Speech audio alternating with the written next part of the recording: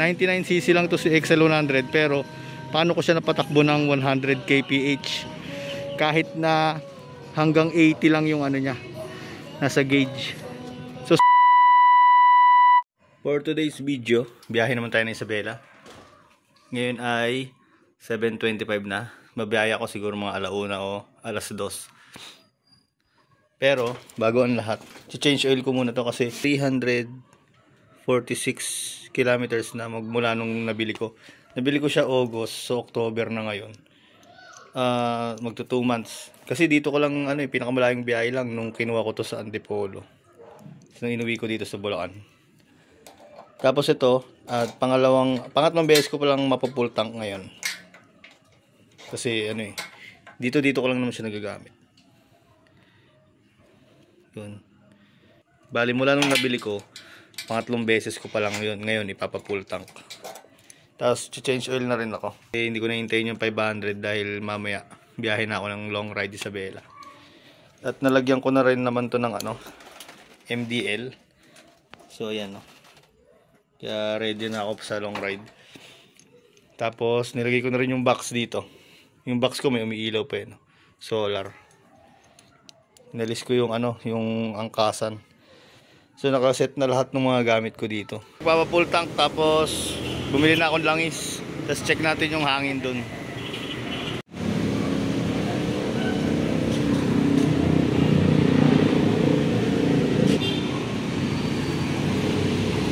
Okay na. Bali 45 lang. Ayan. So ang zero natin ay 349 o 350 na natin yan round up. Yung nilagay ko sa likod ay 35. Yung harap ginawa ko lang 28. Okay, uwi na ako. Bali ito 349.6. Gawin na natin 350 ang pinaka base natin, yung zero natin starting. Dito ako nagpagas sa may Shell sa Gaya-Gaya. Ito na-drain na natin yung langis.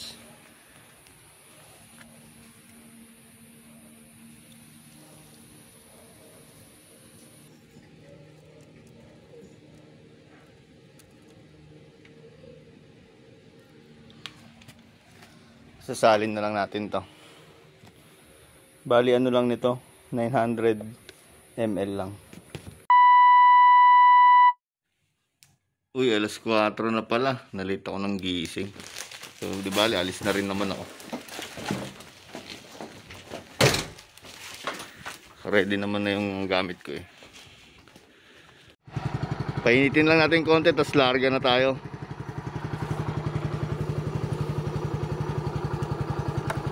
Yun yung maganda dyan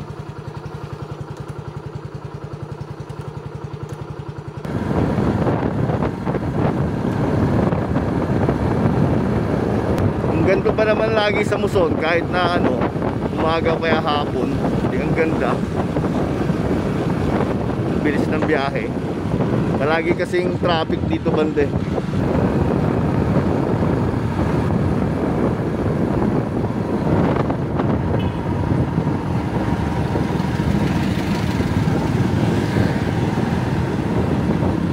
Norsagaray Rotonda.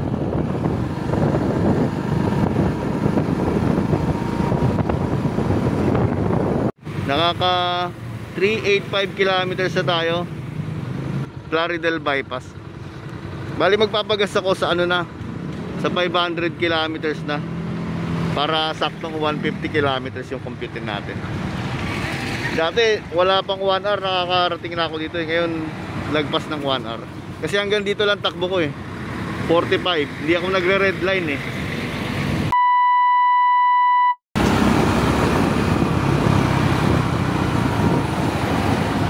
6 AM na. Dito na ako sa arko ng Gapan City. Bali nakaka 421 kilometers na ako ngayon. Doon na ako kakain banda. Siguro bandang San Jose na o kaya Karanglan. Outfit check.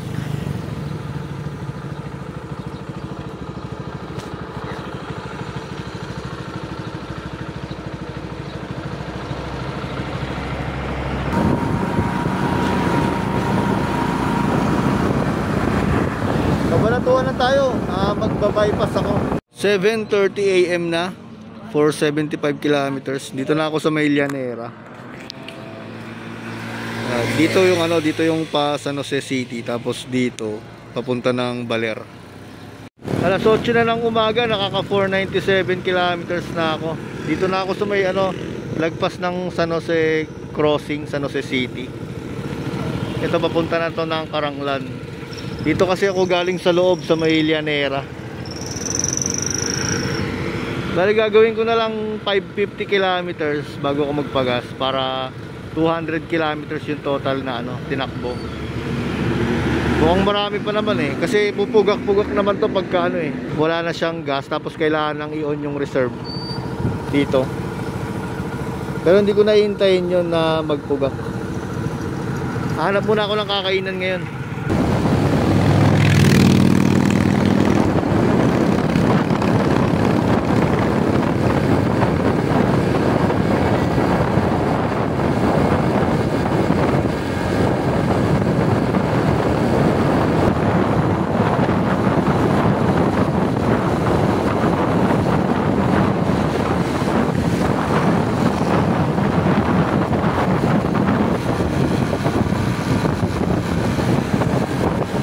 Kakain muna ako dito sa may Marites Canteen, lagpas ng San Jose City. Bali paakyat na ako ng Caranglan. 4 hours and 30 minutes na biyahe, tapos mag-aalmusal na ako dito ng papaitang kambing. Silipin muna natin yung gas natin.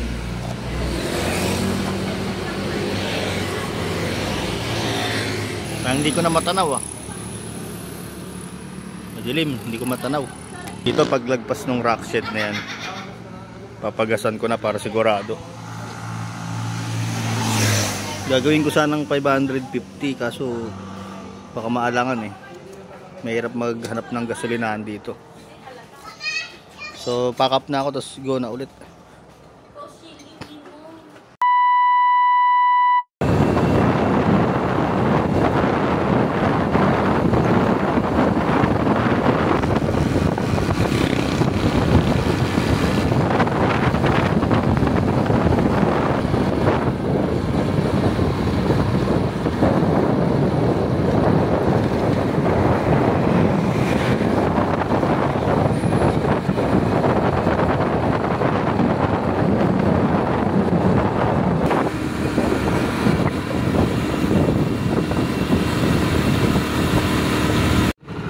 Yun, may nakita na rin akong gas station, kaso medyo mataas ang presyo, pero okay lang kasi baka pag pinalagpas ko pa to maalangan ako 538 na 0.7.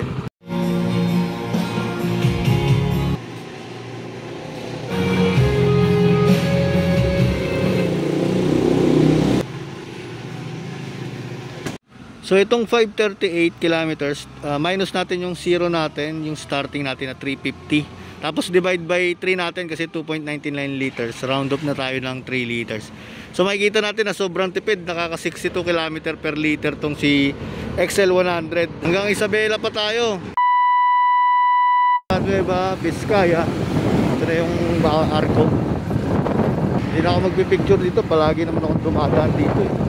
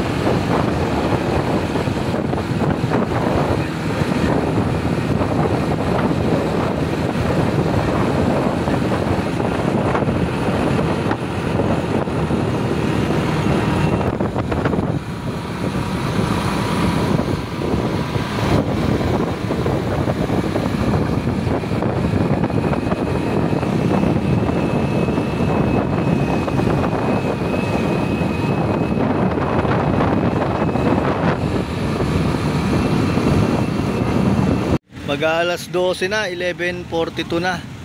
Nakaka 606 kilometers na tayo. Nandito tayo sa may Jollibee Bayumbong. Kain muna akong tanghalian kasi umuulan na rin eh. Medyo lumalakas na yung ambon.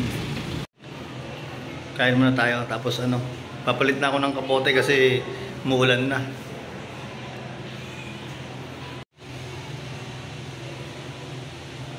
Lumipat ako ng kainan dito sa may Pinuros. Sarap kasi yung liempo nila dito eh. Natikman ko na to dati. Nang haba kasi ng pila sa Jollibee kaya lumipat na lang ako. Abutin ako ng gabi. Kain muna tayo.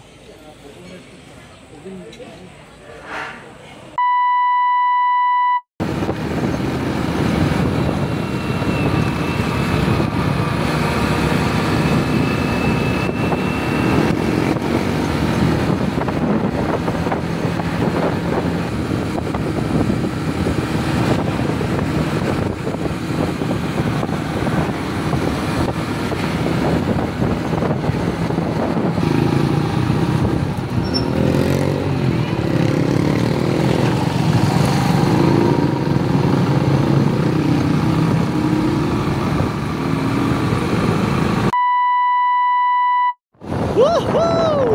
After 10 hours karating na rin ang Isabela. Siguro mga 2 hours pa hanggang doon sa bahay sa San Mateo. Siyempre picture taking muna tayo dyan. Doon na yung boundary ng Isabela at saka Nueva Vizcaya.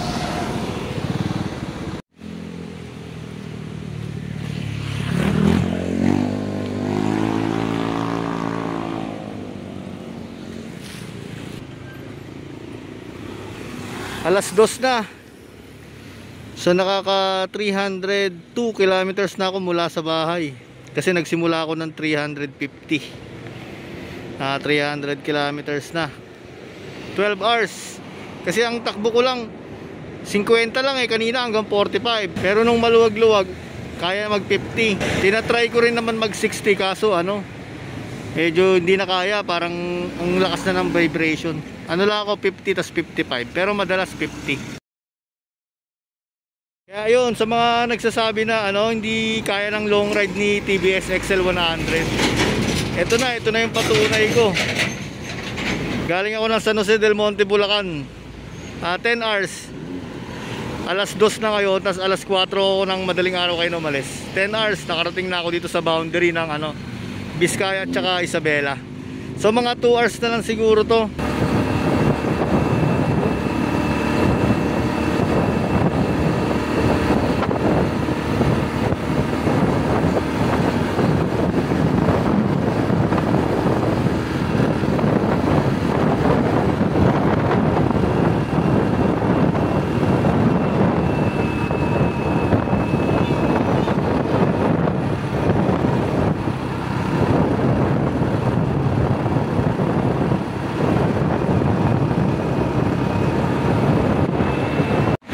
...676 kilometers na. Dito na ako sa Ramon. Doon na ulit ako magpapagas sa San Mateo. Nag-inat lang ako konti dito. Ito yung bagong Jollibee, itatayo pa lang. Alas 3 na. Bali 11 hours ako mula San Jose del Monte, Bulacan. Kaya dito na ako sa San Mateo, Isabela. Papagas na lang ako dito para makompute natin yung pangalawang fuel consumption. Bali naka 695 kilometers na yung total. Mamaya compute natin kung ilan na konsumo nung pangalawang fuel consumption test.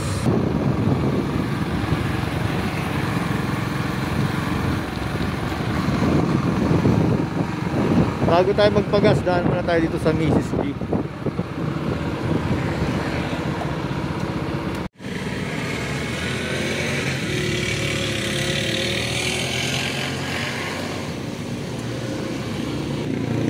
Yun, so naka 2.5 liters. Bali ang total kanina 3 liters, tapos ngayon 2.5, bali 5.5 liters lang pala. Tapos compute na natin to. Itong 696 minus natin yung 538 kung saan tayo unang nagpa-full tank kanina. Tapos divide natin sa 2.5 na pinakarga natin ngayon. nakaka 63 kilometers per liter. Kanina 62 pero hindi naman nagkakalayo. Kaya okay din. Tsaka walang binigay na sakit na ulo sa akin to sa biyahe. Yung dalawang gulong hindi na flat yan. Kasi bago ako bumiyahe, balak-balak ko pang ipa-tubeless tong dalawa. Tapos papalitan ko sana yung sprocket. Ngayon, nagtanong muna ako sa Facebook group TBS XL100 Philippines. So salamat nga pala sa mga nag-comment doon, tsaka nagbigay ng tip. Yun lang naman tip nila stay stock, dapat all stock lang. Yung sprocket, pwede naman daw palitan sprocket, kaso baka ma-compromise kasi yung sa akyatan Kaya hindi ko na sinunod ko sila na stay stock. Maganda talaga, maganda tong XL100. So mula Bulacan, dito ako ngayon sa Isabela. Yan San Mateo, Isabela. Tapos siguro bukas o kaya susunod na araw, balik na naman ako ng Bulacan. Siyempre ito, ipo-for sale ko rin to. Kasi lahat naman ng binibili kong motor, pino-for sale ko Pero baka matagalan ko to bago ibenta.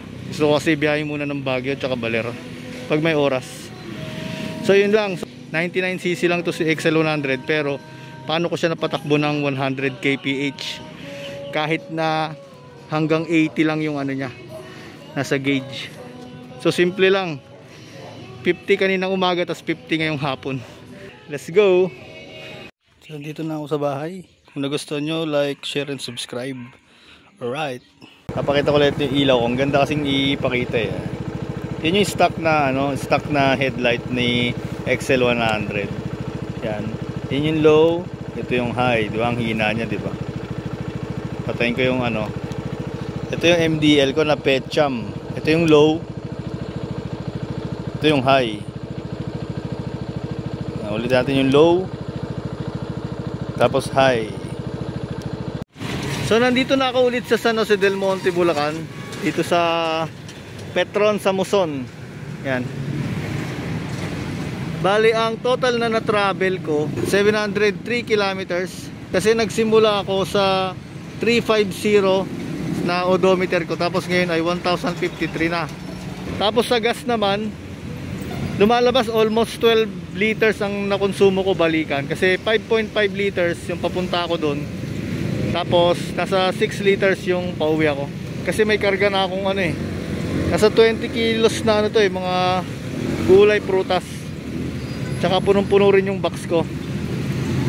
Ito pinaka the best kasi may baon akong interior. Pero ang ganda nito, hindi ako na-flat. Ang tigas pa rin. Inayos ko yung hangin niya base dito sa nakalagay dito. Bago ako bumiyahe papunta Isabela, hinanginan ko ito. Ang ginamit ko ito, siyempre yung wala akong angkas. Pero ang nilagay ko 28 yung harap, 35 tong likod. Pero ang ganda. May nakapagsabi kasi sa akin sa group ng TBS XL100 Philippines, naka 6 ply pala tong gulong na to. Kaya maganda siyang pang biyahe. Kasi dapat ipapa-tubeless ko kaso nabanggit sa akin na naka 6 ply pala siya. So maganda siya. Tapos yung shock niya, pagka magaan ka, matagtag talaga to. Pero pagka gaya niya, may mabigat yung dala ko, at saka ito nasa loob ng box, maganda ang play niya pag mabigat. So bali okay naman, ganda ng performance. Ang top speed ko 55 lang ako. Pag nagsi 60 ako, hindi na umaabot. Sobrang lakas ng vibration. Bali 55 lang. Tapos pag paahon naman, yung sobrang tarik na ahon, 30. Mas naglalaro sa 30-35 yung matatarik na ahon. Wala akong masabi. Ang ganda ng motor na to. So hanggang dito na lang yung video. Papahinga na muna ako dahil anong oras na, 6:00 na yata.